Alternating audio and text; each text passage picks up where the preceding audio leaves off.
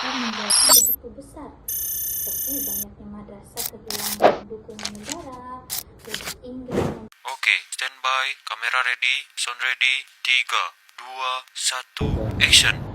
Halo, Assalamualaikum warahmatullahi wabarakatuh. Perkenalkan, kami bertiga akan sedikit menjelaskan tentang sejarah pendidikan Islam di Asia, di wilayah Asia seperti di India, di Persia, dan di Asia Tenggara. Di saya Irma Rahmayani akan menjelaskan tentang sejarah pendidikan Islam di India, dan Saya Syedana Jahatul Maula akan menjelaskan tentang Persia. Saya Ahmad Salikin, saya akan menjelaskan tentang Asia Tenggara. Oke, jangan lupa tonton video kita. See you. Baik, di sini saya akan sedikit memaparkan tentang bagaimana dan apa sih sejarah pendidikan yang ada di wilayah Asia itu, khususnya di negara India gitu. Jadi Islam masuk dan mulai menyebar itu awal Islam masuk ke India sejak abad ke-7 Masehi melalui pedagang Arab di wilayah pantai barat seperti di Gujarat dan Malabar. Lalu perkembangan itu mulai menjadi pesat terjadi setelah berdirinya Kesultanan Delhi sejak tahun 1206 sampai dengan 1526. Lalu muncullah dinasti Mughal dan menjabat sekitar tahun 1526 sampai dengan 1857. Dan kemudian pemerintahan Islam itu membawa lembaga perkembangan pendidikan berbasis seperti masjid, madrasah, dan pusat kajian ilmu berbagai lainnya. Pada masa keemasan atau era Mughal, di mana pada masa Akbar, Jahangir, dan Shah Jahan, pendidikan Islam mencapai puncaknya. Banyak madrasah didirikan di Agra, Delhi, dan Lahore. Ilmu agama dan sains berkembang pesat seperti astronomi, kedokteran, matematika, dan arsitektur. Dan ada juga perpustakaan besar yang dibangun untuk penerjemahan buku di Persia dan Arab yang dilakukan. Dan ada beberapa lembaga pendidikan Islam klasik. Yang pertama itu ada madrasah. Madrasah menjadi pusat utama pendidikan Islam dan mengajarkan tentang ilmu agama seperti Al-Quran, hadis, fikih, bahasa Arab, serta ilmu rasional seperti matematika, astronomi, dan logika. Di situ juga ada tokoh pentingnya seperti Nizamuddin Aulia, terus Mulla Nizamuddin, perancang kurikulum. Dan berkembangan pasca kemerdekaan atau setelah India merdeka pada 1947, madrasah tetap berkembang menjadi lembaga pendidikan agama, tetapi pemerintah India memberikan pengakuan dan dukungan terbatas pada pendidikan Islam. Namun, lembaga seperti Deoband dan Aligarh tetap berpengaruh besar di dunia Islam, termasuk di Asia Tenggara. Ras'i Nizami mengikuti beberapa kurikulum seperti kurikulum pendidikan Islam paling terkenal di India, dibuat pada abad ke-18 dan menekankan ilmu fikih Hanafi, bahasa Arab, mantik atau bisa disebut dengan ilmu logika, terus filsafat, dan ilmu alat seperti nahwu dan sorof.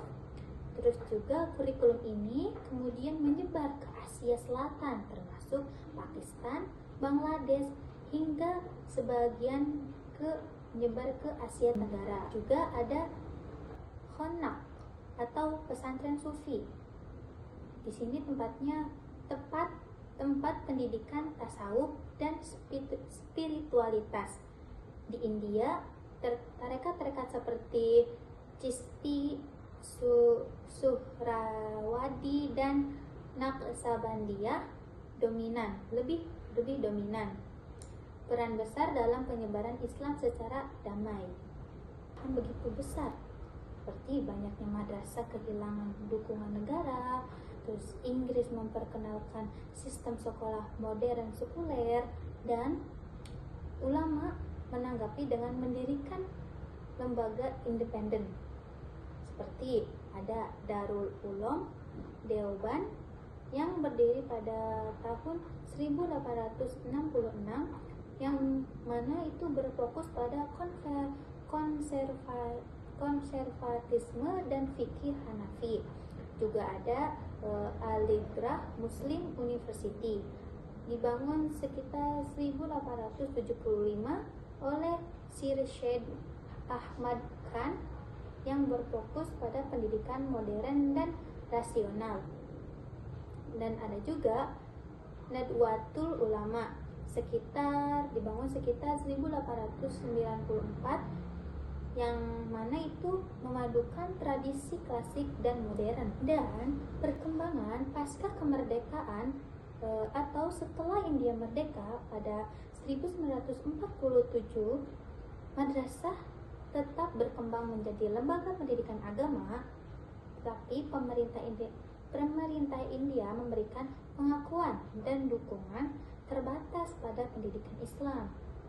Namun, lembaga seperti Deoban dan Al-Azhar tetap berpengaruh besar di dunia Islam, termasuk di Asia Tenggara. Jadi, kesimpulan singkat yang dapat diambil dari penyebaran sejarah awal masuknya Islam melalui dari India itu, pendidikan Islam di India berkembang sejak awal abad ke-7 dan mencapai puncaknya di era Mughal, dan sistem pendidikannya yang lahir seperti dari Nizami memiliki pengaruh hingga saat ini. Terus juga ada era kolonial membawa tantangan, tetapi juga melahirkan lembaga-lembaga besar yang menjadi pusat pendidikan Islam di dunia. Hingga kini, India tetap menjadi salah satu pusat penting pendidikan Islam tradisional dan modern hingga saat kini. Mungkin cukup sekian. Terima kasih. Saya di sini akan menjelaskan tentang sejarah pendidikan Islam di Persia. Nah, dinasti Safawi merupakan salah satu kerajaan besar dalam sejarah Islam yang muncul di Persia pada abad pertengahan. Kerajaan ini berawal dari tarekat Safawiyah yang didirikan oleh Safi al-Din di Ardabil, Azerbaijan. Pada mulanya, tarekat ini hanya bergerak di bidang keagamaan. Tetapi setelah memiliki banyak pengikut, gerakan ini berubah menjadi kekuatan politik dan akhirnya mendirikan kerajaan. Safawi menetapkan Syiah Isna Asyariyah sebagai agama resmi negara, sehingga identitas keagamaan Persia sangat dipengaruhi oleh Syiah hingga masa modern. Perkembangan Safawi mengalami dua fase. Fase pertama sebagai gerakan keagamaan yang tidak terlibat politik dan awalnya bercorak Sunni, kemudian berubah menjadi Syiah. Fase kedua dimulai ketika kepemimpinan Junaidi mulai mencampur aktivitas agama dengan politik. Masa kejayaan Safawi berada pada pemerintahan Syekh Abbas I yang berhasil menstabilkan politik dalam negeri, memperluas wilayah, serta merebut kembali beberapa daerah dari kerajaan Utsmani. Dalam bidang politik, Safawi memiliki pemerintahan yang kuat dan mampu memainkan peran penting dalam hubungan internasional. Dalam ekonomi, Safawi menguasai jalur perdagangan timur-barat melalui penguasaan Kepulauan Hormuz dan pembangunan Bandar Abbas. sektor pertanian pun berkembang pesat, terutama di wilayah bulan sabit subur.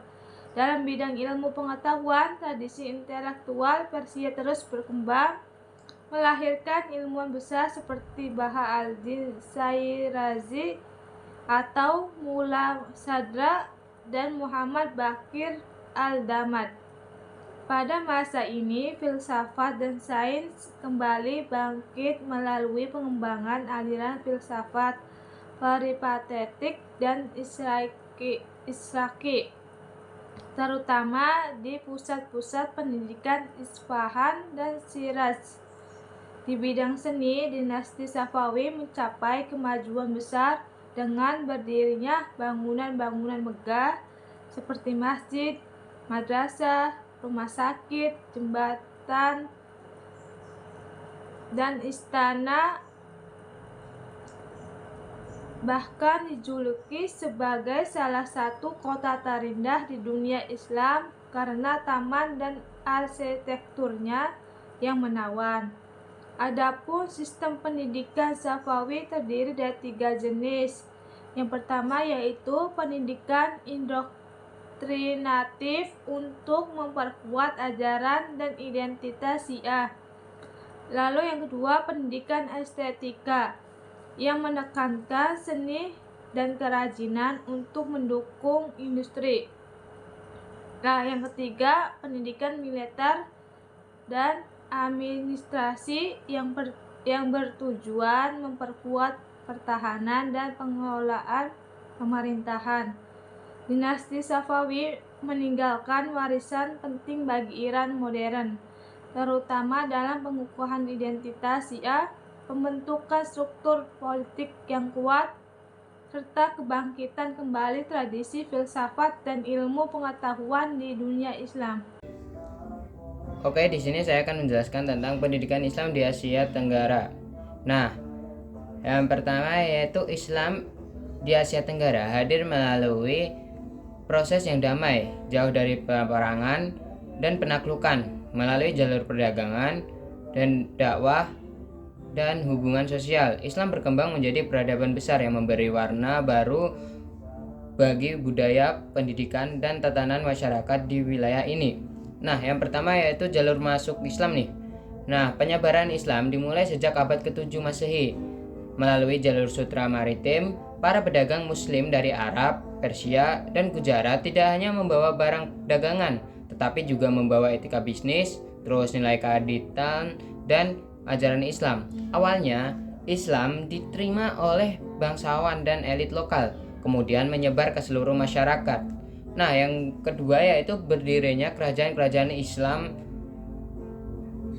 Nah, itu tuh ketika para penguasa memeluk Islam, berdirilah kerajaan-kerajaan Islam seperti Samudra Pasai, terus Malaka, terus Aceh Darussalam, Demak, hingga Ternate dan Tidore. Nah, kesultanan-kesultanan ini menjadi pusat dakwah, pemerintahan, ekonomi, dan pendidikan Islam. Maka mereka melahirkan ulama-ulama besar dan menjadi pusat perkembangan ilmu pengetahuan. Nah, yang ketiga itu ada sistem pendidikan Islam seperti pesantren, pondok, dan surau.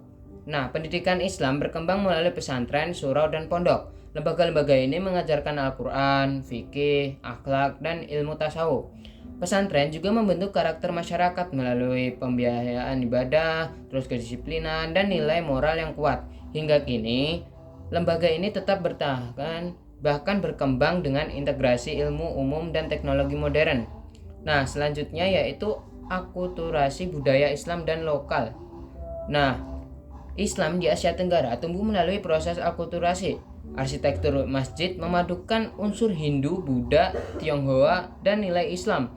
Karya sastra seperti hikayat, terus syair, dan naskah sufistik mencerminkan perpaduan budaya lokal dengan spiritualitas Islam.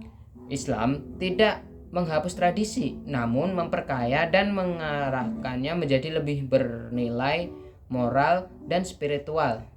Nah, selanjutnya yaitu dampak sosial dan sistem adat. Nah, dalam kehidupan sosial, Islam membawa nilai kesetaraan, keadilan, dan musyawarah. Sistem kasta yang sebelumnya dikenal di beberapa wilayah Nusantara perlahan tergantikan oleh prinsip persaudaraan dan egalitasi yang diajarkan Islam. Nah, selanjutnya ada tantangan dan kebangkitan di masa kolonial dan modern. Nah, masuknya kolonial barat membawa tantangan baru bagi umat Islam. Namun, dalam tekanan tersebut lahirlah gerakan pembaharuan seperti Muhammadiyah dan Nahdlatul Ulama yang berperan dalam pendidikan, terus sosial, dan kebangkitan nasional. Hingga kini, pendidikan Islam terus berkembang melalui konsep pesantren modern, terus grand pesantren, dan kemandirian ekonomi. Nah, yang selanjutnya itu penutupan terakhir. Nah, dengan karakter yang moderat, adaptif, dan eksklusif, Islam di Asia Tenggara tetap menjadi salah satu peradaban Islam paling dinamis di dunia. Ia bukan hanya agama, tetapi identitas, budaya, dan sumber nilai yang membentuk kehidupan masyarakat hingga hari ini. Sekian dari saya.